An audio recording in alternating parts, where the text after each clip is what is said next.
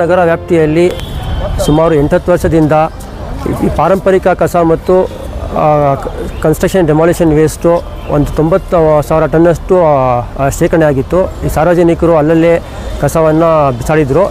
ಇದನ್ನು ನಾವು ಮಾನ್ಯ ಪೌರಾಯುಕ್ತರ ನಿರ್ದೇಶನದ ಮೇರೆಗೆ ಮತ್ತು ಮಾನ್ಯ ಜಿಲ್ಲಾಧಿಕಾರಿಗಳ ನಿರ್ದೇಶನದ ಮೇರೆಗೆ ನಾವು ಕ್ವಾಂಟಿಫೈ ಮಾಡಿ ಇದನ್ನು ನಾವು ಪೌರ ಕಾರ್ಮಿಕರು, ನಮ್ಮ ಕಮ್ಯುನಿಟಿ ಮೊಬಲೈಸರ್ಸು ಅವ್ರ ಜೊತೆ ಸೇರಿ ನಾವು 3 ಹಂತದಲ್ಲಿ ಕಸವನ್ನು ವಿಲೇವಾರಿ ಮಾಡಿದ್ದೀವಿ.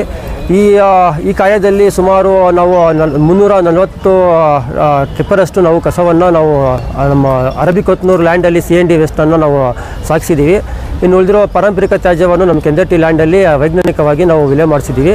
ಈ ಒಂದು 3 ಹಂತದಲ್ಲಿ ನಾವು ಮಾಡಿರೋ ಕಾರ್ಯವನ್ನು ಈ ಒಂದು ಕಾರ್ಯಕ್ಕೆ ನಮ್ಮ ಪೌರ ಕಾರ್ಮಿಕರು ಮತ್ತು ನಮ್ಮ ಕಮ್ಯುನಿಟಿ ಮೊಬಲೈಸರ್ಸು, ನಮ್ಮ ಆಫೀಸ್ ಸ್ಟಾಫು ಎಲ್ಲರೂ ನಮಗೆ ಸಹಕಾರ ಕೊಟ್ಟಿದ್ದಾರೆ. ಸಾಕಾ?